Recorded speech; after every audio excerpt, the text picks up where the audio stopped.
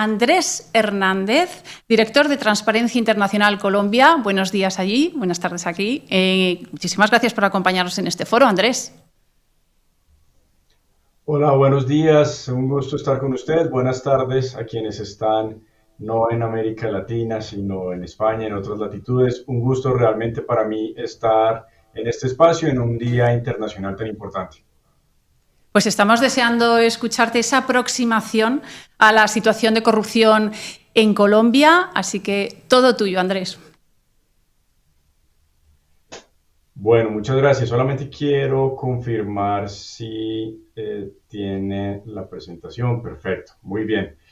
Pues este es un día muy importante, como lo decía hace un momento, no solamente para Colombia, en general para todo el mundo. Estamos conmemorando el Día Internacional de Lucha contra la Corrupción a raíz justamente de ser este día ya hace varios años, cuando se firmó el instrumento global más importante de lucha contra la corrupción que tenemos hasta la fecha, que es la Convención de Naciones Unidas contra la Corrupción, el único instrumento pues que reúne a un número tan amplio de países en todo el mundo y que por lo tanto no solamente tiene una gran relevancia, sino que traza unos contenidos, unos compromisos muy necesarios y muy importantes para enfrentar una problemática que sin duda no es solamente local, nacional, sino que tiene una trascendencia más allá de las fronteras de nuestros países.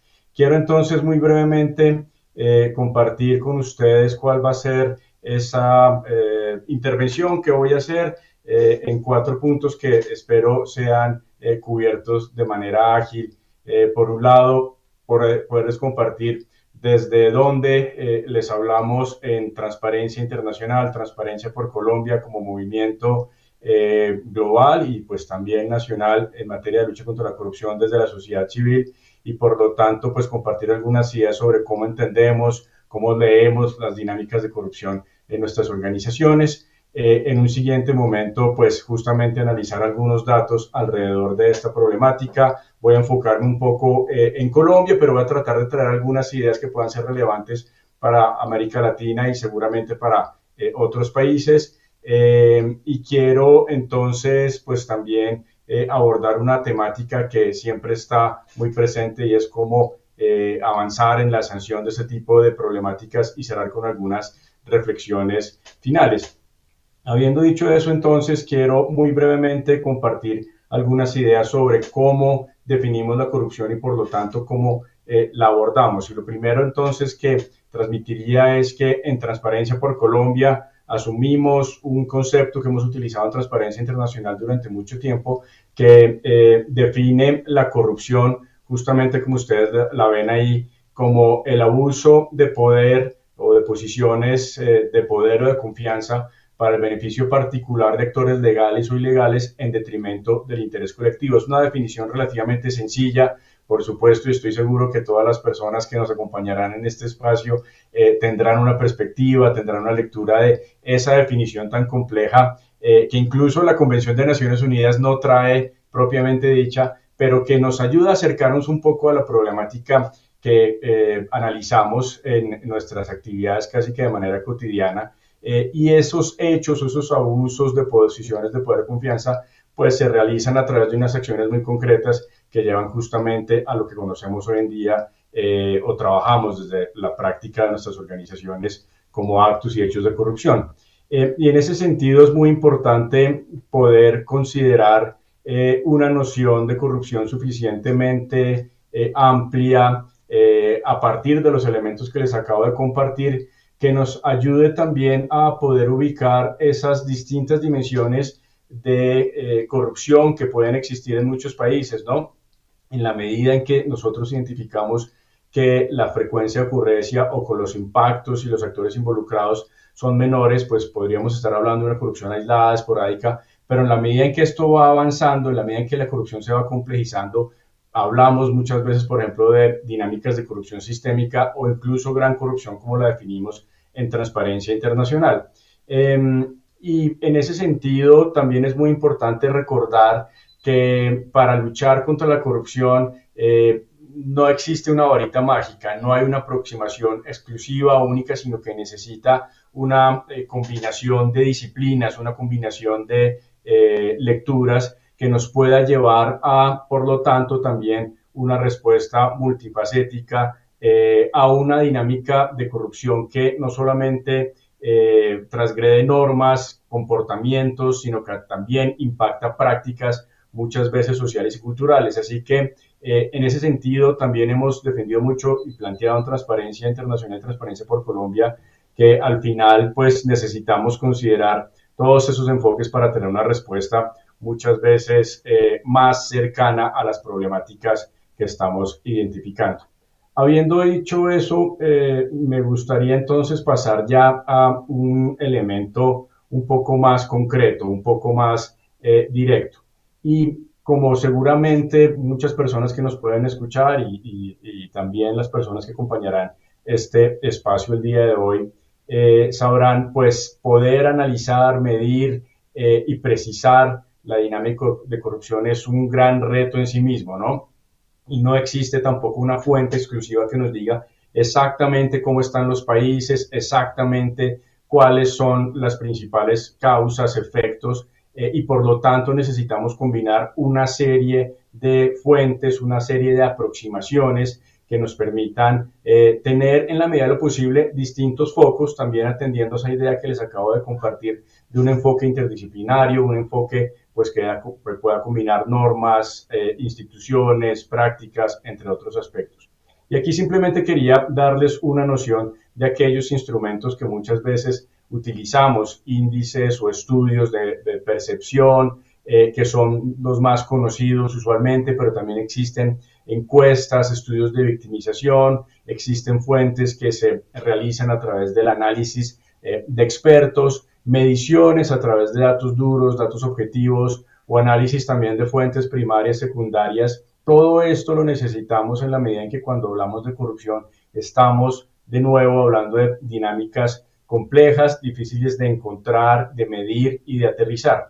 Y entonces, con toda esta información, es que en Transparencia por Colombia y también orientándonos por instrumentos que tenemos en Transparencia Internacional, nos podemos acercar a estas realidades. Por supuesto, una de las más clásicas y una de las más conocidas es la del índice de percepción de corrupción. Y entonces, entendiendo las limitaciones y los alcances que tienen los instrumentos de percepción, quiero plantear una primera idea, y es que en general en Colombia y en muchos países la percepción de corrupción sigue siendo muy alta. Cuando nosotros vemos esa gráfica del índice de percepción de corrupción de Transparencia Internacional, que mide 180 países desde hace varios años, la comparación la podemos hacer metodológicamente correcta desde el año 2012, pues vemos que hay unos países que están en su gran mayoría de la medición que hacemos en una situación a veces de estancamiento o de poca movilidad en este índice, que hace que la percepción siga siendo muy alta y que cualquier país que esté por debajo de una escala de 0 a 100, que esté por debajo de 50 en esa escala, tiene niveles de percepción de corrupción muy significativos. Ustedes ven aquí la línea que no se mueve mucho para el caso de Colombia entre el 2012 y el 2023. Como lo decía hace un momento, muchas veces en países, por ejemplo, de América Latina, vemos muy pocas variaciones año tras año, pero de fondo persiste esa idea de unos niveles de percepción de corrupción muy altos en los ámbitos públicos de nuestros países. Esto, por supuesto, hay que complementarlo con otro tipo de estudios, con otro tipo de análisis de indicadores. En el plano de la percepción, también en muchos países tenemos encuestas de opinión realizadas directamente a la ciudadanía de cada uno de esos países. Ustedes ven aquí, por ejemplo, para el caso de Colombia, los datos de Inbamer Gallup de la opinión de la gente respecto a qué tanto ha mejorado o qué tanto ha empeorado esa corrupción en Colombia. Y esa línea roja que está arriba pues es muy crítica en términos de señalar que incluso desde años atrás a la medición del índice de percepción de corrupción, en este caso 2008, la manera como la gente identifica, lee la problemática de corrupción en nuestro país sigue siendo bastante crítica. Pero entonces la pregunta es, ¿esa percepción es real o con base en qué está sustentada? Y uno de los elementos a través de los cuales damos respuesta, en particular en Colombia, pero también en varios lugares del mundo, ya se ha avanzado desde hace mucho tiempo en, digamos, dejar la percepción a un lado en un momento y entrar a analizar los hechos concretos. Aquí les comparto unas ideas muy breves sobre justamente análisis de hechos que hemos hecho en Transparencia por Colombia. 1.243 hechos de corrupción analizados entre el 2016 y el 2022, que nos señalan que, por lo tanto, pues de alguna manera esa percepción que está disparada pues se puede sustentar en hechos reales, ¿no? Unos hechos que en el caso de Colombia están impactando fuertemente, por ejemplo, el ámbito administrativo, donde se concentran, por ejemplo, actos de corrupción asociados a contratación pública, contratación estatal, pero que también deja alertas, por ejemplo, alrededor de expresiones como la corrupción política, la corrupción privada y la corrupción judicial. Es decir, no existe un único campo en el cual la corrupción esté generando unos impactos, sino que por lo menos en estos 4 en los que nosotros lo clasificamos, pues hay unos hechos bastante precisos y de una dimensión pues bastante significativa. Detallando un poco más en esos datos, también analizamos dónde y quiénes son los actores que están involucrados en estos actos de corrupción. En muchos casos, históricamente, la misma Convención de Naciones Unidas, por ejemplo, ha puesto el foco en temas de compras públicas, en temas de financiación política, en varios otros ámbitos, no solamente estatales, sino incluso en el ámbito privado. Y otra vez estos datos de alguna manera nos dicen lo importante que son esos instrumentos internacionales, pero destacan otra vez la necesidad de mirar con lupa cada una de las situaciones de los países. En estas gráficas ustedes ven entonces esa situación para Colombia asociada a, por ejemplo, sectores fuertemente afectados como defensa, seguridad, un tema que a nivel global también es muy importante, pero también sectores como el ámbito judicial, la educación, los servicios públicos, la salud, con un impacto importante en materia de corrupción, pero junto a esto unos actores en el ámbito público estatal que están siendo protagonistas prioritariamente de estas situaciones, sobre todo a nivel de gobierno nacional y a nivel de gobiernos locales, alcaldías, gobernaciones, lo cual pues por supuesto nos habla ya de actores muy concretos y no solamente de esos niveles de percepción general. Y entrando entonces en un nivel aún más detallado de esos datos, hay algo que desde Transparencia por Colombia, Transparencia Internacional también, por supuesto, y de manera creciente en la comunidad internacional de lucha contra la corrupción, viene tomando mucha fuerza, incluso en la última conferencia de Estados parte de Naciones Unidas realizada en diciembre del año pasado en Estados Unidos, empezaron a aterrizarse mucho más estos enfoques asociados a que no veamos solamente la corrupción como un problema de dinámicas económicas. Sí, hay dineros, recursos que se pierden muy importantes, pero sobre todo detrás de esto hay personas que están viendo afectada la garantía de sus derechos y que nosotros en este análisis calculamos en ese monto pues bastante impactante de 14 millones, más de 14 millones de personas afectadas en este periodo por hechos de corrupción, de los cuales la mayoría son niños, niñas y adolescentes. Es decir, hay un enfoque que tenemos que seguir promoviendo en materia de lucha contra la corrupción, que tiene que ver con las víctimas y con lo que tenemos que hacer más allá de las normas, las instituciones y la búsqueda de prácticas cotidianas mucho más éticas y transparentes. Cierro entonces un poco esta perspectiva alrededor de los datos, hablando sobre esa corrupción tan compleja que en Colombia hemos diagnosticado, pero que también justamente ayuda a dinámicas transnacionales de corrupción. Unos patrones de hechos que están asociados, por ejemplo, a unos actores con mucha sofisticación, altos niveles de conocimiento, recursos, influencia, que también utilizan dinámica político-electorales para acceder al poder, para alimentar redes de clientelismo, manipular regulaciones, en muchos casos en colaboración con actores privados o peor, con actores criminales. Unos actores de corrupción que además logran en algunos casos capturar sistemas de control, de justicia, que se aprovechan sobre vacíos normativos, pero que de fondo, y vuelvo sobre esta idea muy importante, que generan unas graves afectaciones a los derechos humanos y a unos sectores poblacionales pues muy vulnerables. Quiero complementar eso que les presentaba de manera general sobre datos de corrupción con un zoom específico en algo que siempre nos preguntan, bueno, y si la problemática es tan difícil y llevamos tanto tiempo, trabajamos en esto, ¿por qué no logramos sancionar y reducir y atacar esta situación de manera mucho más contundente? Y justamente uno de los análisis que hemos hecho en Colombia junto con otras organizaciones, en particular con de justicia, es poder entender lo complejo que es investigar y sancionar actos de corrupción. Ustedes ven aquí una línea de tiempo que mira las noticias criminales que recibió la Fiscalía General de la Nación en Colombia entre el 2010 y el 2021, que son más de 300.000, pero que realmente cuando tratamos de pasar a ver qué ha pasado con esas cifras, pues vemos que muchas de estas investigaciones se están quedando en el ámbito de la indagación, que muy pocas están llegando realmente a una imputación, es decir, a unos procesos judiciales en los cuales los actores responsables puedan traerse a rendir cuentas en la justicia. Y esto tiene entonces muchas aristas. Por efecto de tiempo, por supuesto, no las voy a ver a profundidad, pero sí quiero dejar esta noción de lo complejo que muchas veces es poder llevar a una justicia efectiva actos de corrupción que, como lo vengo diciendo, se realizan en esa opacidad, que tienen asociados actores muy complejos, muy sofisticados, con mucho poder y que generan unas víctimas con unos impactos muy amplios en nuestra sociedad. Y eso nos lleva entonces a seguir reevaluando las estrategias que tenemos para avanzar en esta dinámica de lucha contra la corrupción. Por ejemplo, lo que vemos en Colombia a la luz de este estudio es que muy pocos de estos actos de corrupción están llegando a procesos judiciales efectivos.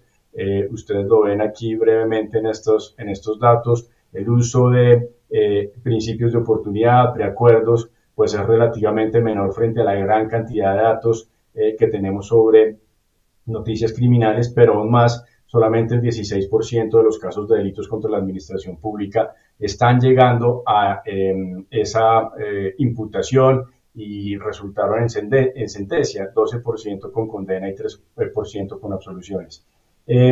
Todo esto entonces para ir cerrando un poco la intervención con unas ideas sobre lo complejo que es también sancionar, investigar de manera efectiva esos actos, porque hay obstáculos institucionales, normativos, que hacen que en la institucionalidad siga siendo muy importante contar con capacidades, con recursos, con independencia para poder analizar, investigar estos casos de corrupción, estas situaciones de corrupción que son muy sofisticadas, pero también medidas que incorporen enfoques estratégicos. Muchas veces poder tener una estrategia muy bien definida, muy bien orientada hacia esos actos de corrupción que puedan estar generando más impacto, pues ayudaría a generar unos resultados mucho más evidentes. Un tema muy importante que hemos insistido bastante en Transparencia Internacional, Transparencia por Colombia, que es el de la protección a los denunciantes de actos de corrupción.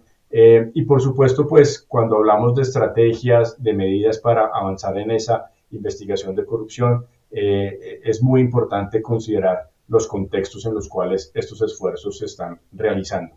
Cierro entonces con algunas reflexiones. Sé que he pasado rápido por unos temas que son muy gruesos, muy complejos, pero que quería dejar un poco para la conversación, para la discusión.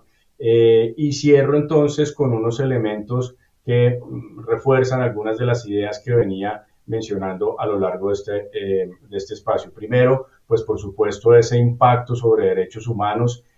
Cada día es más evidente esa relación entre corrupción y derechos humanos. A nivel global ya se está trabajando, a nivel regional, pero es muy importante que desde las ciudadanías, desde la academia, el sector privado, también seamos conscientes de todos esos impactos que se están generando más allá de esa lógica un poco tradicional de la dimensión económica.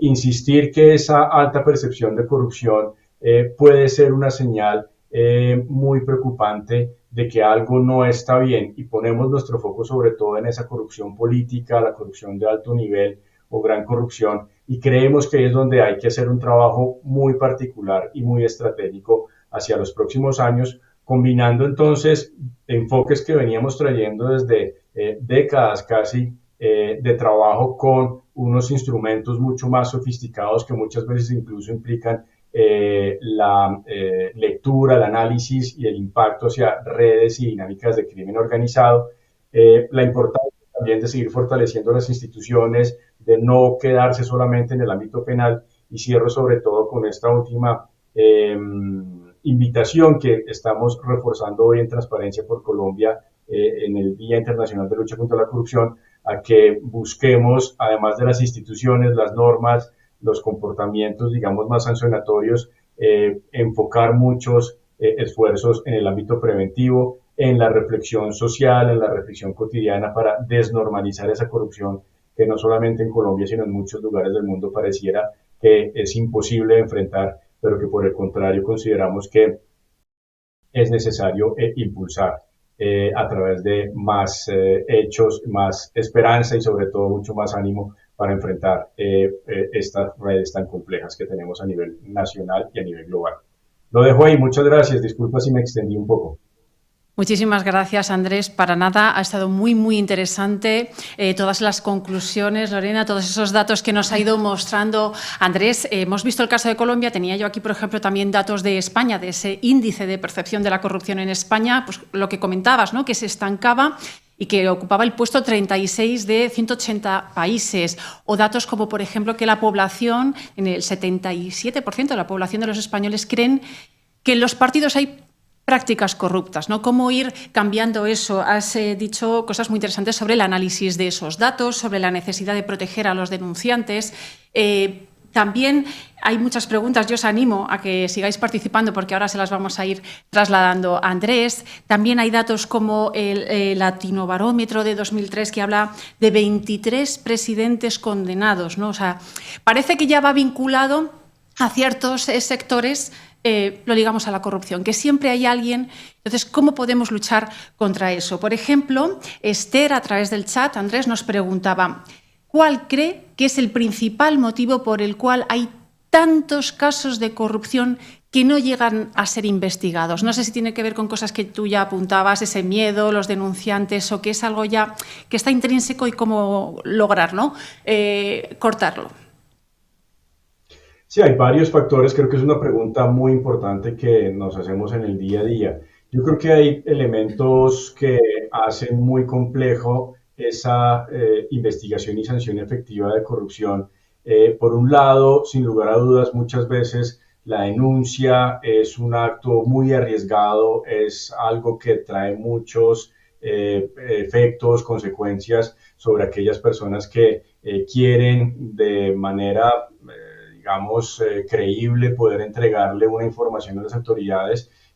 Todavía en América Latina, por ejemplo, tenemos muchas debilidades en materia de marcos legislativos de protección a denunciantes, caso contrario en Europa, aunque, digamos, ha venido fortaleciéndose mucho más ese enfoque, hay que seguir robusteciendo esos mecanismos. Y por otro lado, la otra idea grande que transmitía con mi intervención, la corrupción que más impacto nos está generando es una corrupción muy sofisticada, y de ahí la importancia de poder fortalecer las capacidades, los recursos, la independencia de nuestras autoridades encargadas de justamente la detección, investigación y sanción de corrupción. En muchos casos nos quedamos mucho con la idea de una corrupción difícil y casi que imposible de impactar, pero sí es posible hacerlo. Existen casos, existen situaciones que lo demuestran, y sin lugar a dudas aquí hay que hacer un frente común para justamente enfrentar esa complejidad.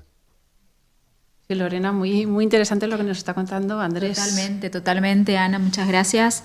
Me ha gustado mucho tu exposición, Andrés, porque ha sido muy práctica, muy aterrizada, no a la realidad de Colombia solamente, creo que esto se puede traspolar a casi todos los países de Latinoamérica. A mí me ha gustado este aspecto que has anunciado, ¿no? Del empoderamiento ciudadano, ¿no? Es decir, cómo podemos incluir al ciudadano de a pie en las políticas anticorrupción, que siempre hemos pensado que es solo cometido del Estado. ¿Qué nos puedes decir al respecto, Andrés? También muy importante, Lorena, muchas gracias por volver a traer ese tema. Justamente algo que estamos recordando por estos días en varios países de América Latina está asociado a no solamente los compromisos de Naciones Unidas, sino los compromisos que los poderes ejecutivos, jefes de Estado y de Gobierno en el marco de la OEA han firmado y asumido en este tema. Unos muy importantes en la Cumbre de las Américas del 2018 en Lima, luego complementados con otros en la Cumbre de las Américas en Los Ángeles en 2022, a través de un observatorio ciudadano de corrupción que involucra más de la región. Hemos estado analizando estos temas y en particular lo que preguntas, qué tanto las políticas anticorrupción están logrando incorporar a la ciudadanía y sobre todo a grupos vulnerables. Los datos lastimosamente nos están diciendo que nos falta mucho por hacer ahí. Yo creo que es muy importante que cada día más podamos no solamente sensibilizar sobre los impactos que esta problemática tiene en grupos específicos, en comunidades específicas, y que podamos trabajar también en función de evitar esos impactos, hablando con las personas, incorporando su visión en la definición de políticas anticorrupción y, por supuesto, también midiendo con ello los efectos y los resultados de sus esfuerzos. Qué importante, Lorena y Andrés, esa participación, ¿no?, del ciudadano, ¿no?, que también pueda empujar. También nos decían, por ejemplo, hemos hablado del ámbito privado, del ámbito público. Nos preguntaba Yandri, ¿cómo implementar buenas prácticas de prevención de la corrupción en ambos sectores, ¿no? Porque tan importante es en cuestiones como la sanción, la detención, pero ¿cómo podemos prevenir, ¿no? La prevención es la clave. Cuando los recursos, cuando los abusos se han materializado, esos abusos de poder de los que yo hablaba antes, o esos abusos de confianza se han materializado y, por ejemplo, se pierden recursos, lograr recuperarlos, ir tras ellos, no solamente es muy costoso, sino que es muy difícil. Así que la prevención es la clave. ¿Y cómo fortalecer esos mecanismos de prevención? Por un lado, tenemos instrumentos internacionales, como la misma Convención de Naciones Unidas, instrumentos en distintas regiones del mundo, que nos insisten mucho en seguir hablando de transparencia, de visibilidad, de acceso a la información pública, de rendición de cuentas de nuestras autoridades, pero también de petición de cuentas desde la ciudadanía hacia la manera como se toman las decisiones en el ámbito público estatal. No muy lejos están también aquellas actuaciones del ámbito privado que generan efectos en la sociedad, en el colectivo. Creo que una de las evoluciones más importantes que ha habido en los últimos años, décadas más o menos de desarrollo, tiene que ver con esos regímenes de responsabilidad, bien sea administrativa o penal, de personas jurídicas, que ha sido muy importante para poder impulsar no solamente la sanción eventual de corrupción, sino para pedirle a las empresas, a los actores no estatales, a que tengan programas no solamente de ética e integridad, sino programas de cumplimiento efectivos que lleven a no solamente incorporar medidas de prevención, sino sobre todo identificar riesgos de corrupción y prevenir hechos en esos ámbitos. Es una lógica que también se está trabajando a nivel internacional en el ámbito público, todo el compliance público, y todo esto suena un poquito sofisticado, pero vuelvo sobre la idea principal. La prevención es la clave, la prevención también desde la ciudadanía, cuando vemos que podemos hacer seguimiento a esas decisiones públicas, es algo que tenemos que seguir fortaleciendo. Fomentar también esa posibilidad, ¿no?, de prevenir y que también luego se vean las consecuencias, porque quizá también digas, voy a denunciar a ver qué me va a pasar o si realmente luego va a llegar a buen puerto, ¿no? Eso que se ha denunciado. Sí, sí, totalmente. Bueno, y en eso, Ana, me gusta tu valoración, porque justamente los programas de cumplimiento a nivel Estado, a nivel público, no solamente en las empresas, contemplan, no todas las legislaciones, pero muchas de ellas sí, contemplan el canal de denuncia y la protección al denunciante, que eso es muy importante, ¿no? Es decir, no despojarlo de esas medidas y de esas garantías de que a posteriori de la denuncia no vaya a sufrir represalias por parte, de la administración pública o de la empresa. No sé si Andrés quiere hacer algún apunte más. Si no, tengo yo por aquí más preguntas de nuestro chat sobre esto que estaba comentando Lorena.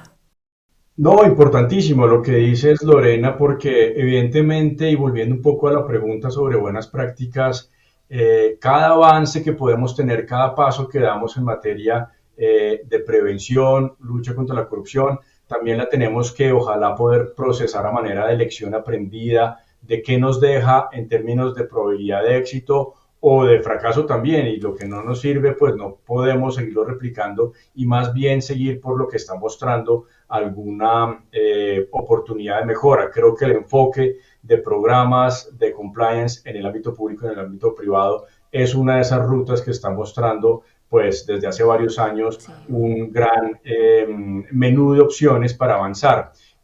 Sin lugar a dudas el tema de canales de denuncia, protección a denunciantes es fundamental, como lo decía Lorena, al mismo tiempo mantener la atención sobre que realmente pase algo, tal vez lo decía Ana, porque muchas veces eso es lo que genera más frustración, que se denuncie o que se trabaje sobre la prevención, pero que al final se materializa un acto de corrupción que se queda sin sanción, no solamente digamos judicial, también social, también sanción política. Ahí es donde también tenemos que seguir incorporando ese enfoque multidisciplinar para ver por dónde podemos hacer más exitosa esta lucha. Porque la corrupción, además, impacta, por ejemplo, en el desarrollo económico de un país. Hablamos también de la necesidad de que esos servidores públicos, o en el caso de una empresa también, pues esa honestidad, esa integridad, ¿no? Y por eso nos preguntaban también en el chat, Edgar nos decía, ¿cómo se puede garantizar en algunos casos la independencia o la eficacia de ciertas instituciones a la hora de ese objetivo, ¿no?, de combatir la corrupción? Hay dos factores fundamentales, por lo menos desde nuestra experiencia, nuestra lectura. La independencia de criterios o de dinámicas políticas para poder sancionar la corrupción es fundamental. Los organismos de control, los sistemas judiciales deben mantener y ojalá fortalecer cada día más ese principio de independencia, ese principio de separación de poderes, y en la medida en que eso empiece a hacerse menos claro es cuando empezamos a tener problemas. Pero el otro elemento, porque podemos tener sistemas muy independientes, pero que no tienen capacidad para operar. Y eso es lo otro en lo cual también insistimos mucho. Por supuesto, necesitamos control, justicia independientes, pero también con capacidades. ¿Y por qué necesitamos capacidades? Porque como lo dijimos antes, las redes de corrupción en lo local, en lo nacional, en lo transnacional, son muy sofisticadas, tienen mucha capacidad, muchos recursos y por lo tanto también necesitamos dotar a nuestras autoridades de herramientas de analítica de información, de uso de tecnologías, de cooperación jurídica internacional. Esto es fundamental, uno de los temas en los cuales los países, por lo menos a nivel de América Latina, no están mostrando un avance tan significativo, es esa falta de cooperación efectiva, cuando sabemos además que los dineros se pueden mover fácilmente entre distintos países, muchas veces a paraísos fiscales donde la trazabilidad de los recursos se pierde y un solo país no es capaz de poder hacer ese seguimiento y por lo tanto esa sanción. Así que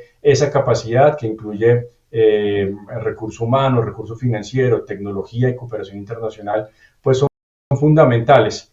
Así que hay que trascender de esos principios a unas prácticas para que esa sanción de corrupción sea mucho más efectiva. Pues muchísimas gracias, Andrés, por tu intervención. Yo creo, Lorena, que hemos hecho un repaso bastante profundo, ¿no?, de todas esas patas, ¿no?, esos pilares esenciales en esas acciones y estrategias que tenemos que hacer contra la corrupción. Muchísimas gracias, Andrés, por haber participado hoy en este Foro UNIR. Realmente un gusto para mí, para Transparencia por Colombia, haber estado en este foro y espero que sigamos sumando esfuerzos en esta tarea tan amplia que tenemos por delante.